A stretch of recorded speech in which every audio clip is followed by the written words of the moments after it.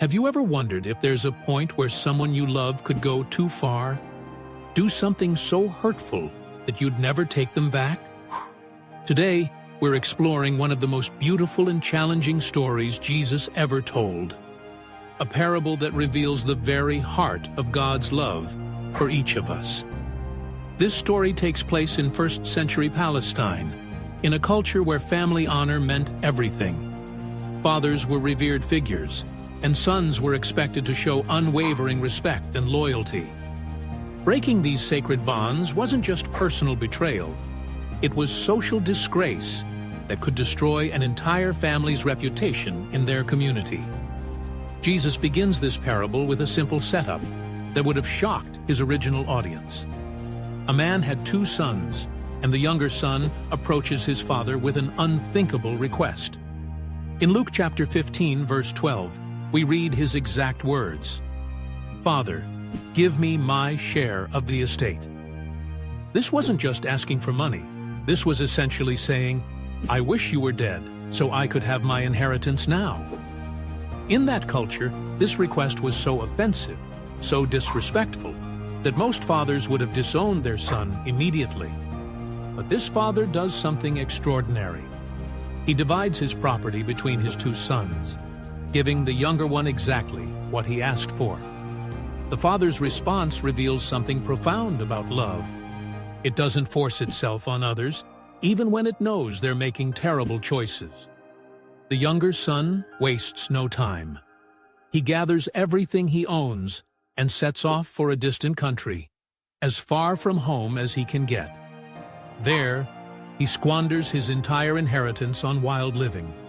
The Greek word used here suggests not just partying, but a complete abandonment of all moral restraint.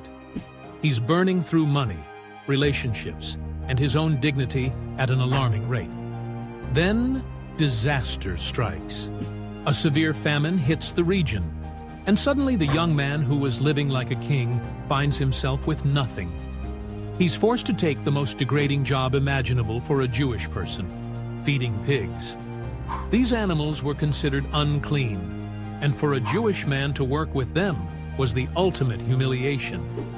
He's so desperate that he longs to fill his stomach with the pods the pigs are eating, but no one gives him anything. This is rock bottom, but it's also the moment of awakening. Luke 15:17 tells us, "When he came to his senses, he said, 'How many of my father's hired servants have food to spare? And here I am starving to death.'" Notice that phrase, "came to his senses." This suggests he'd been living in a kind of madness, disconnected from reality and his true identity. The son begins to rehearse a speech, planning to return home and beg his father to hire him as a servant. He knows he's forfeited his right to be called a son. His plan is humble but realistic. He'll work his way back into his father's good graces, if that's even possible. But here's where the story takes an unexpected turn that reveals the father's incredible character. Luke 15:20 says, "But while he was still a long way off, his father saw him and was filled with compassion for him. He ran to his son, threw his arms around him, and kissed him." This father had been watching, waiting, hoping for his son's return every single day. The image of this dignified Middle Eastern father running is significant. Respected men in that culture walked slowly and deliberately. Running was undignified, something only children or servants did. But this father doesn't care about his dignity.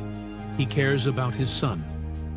He lifts up his robes and runs down that dusty road, his love overriding all social conventions. The son begins his rehearsed speech. "Father, I have sinned against heaven and against you. I am no longer worthy to be called your son." But the father cuts him off. He doesn't want to hear about unworthiness or earning his way back. Instead, he calls for the best robe, a ring for his finger, and sandals for his feet. These aren't just gifts. They're symbols of restored sonship, authority, and dignity. Then comes the celebration. The father orders the fattened calf to be killed for a feast. In that agricultural society, This calf represented a significant investment, saved for only the most important occasions.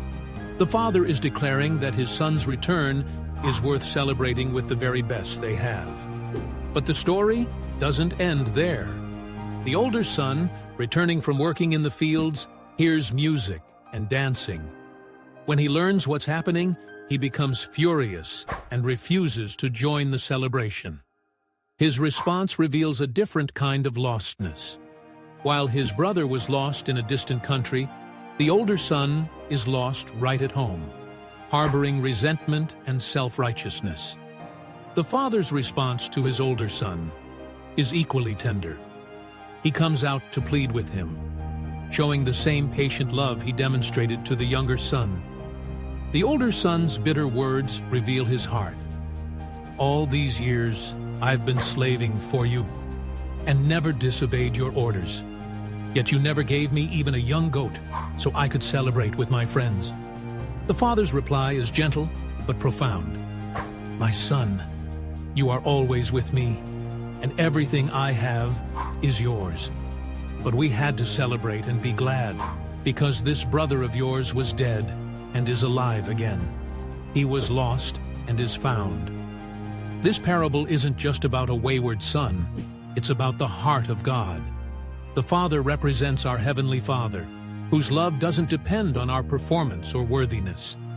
The younger son represents those who openly rebel against God, while the older son represents those who follow rules but miss the heart of relationship. Jesus told this story to religious leaders who criticized him for eating with tax collectors and sinners.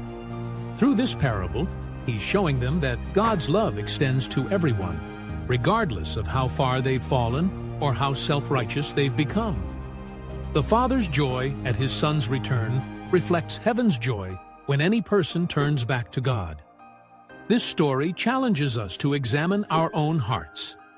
Are we like the younger son, recognizing our need for forgiveness? Are we like the older son, serving God but missing his heart of love? Or are we learning to love like the Father, with patience, forgiveness, and celebration when others find their way home? The parable ends without telling us the older son's final decision, leaving us to wonder and perhaps see ourselves in his struggle. Will he join the celebration, or will he remain outside, bitter and alone? The invitation to come home, to experience the Father's love, remains open to all of us, no matter how far we've wandered or how long we've been away.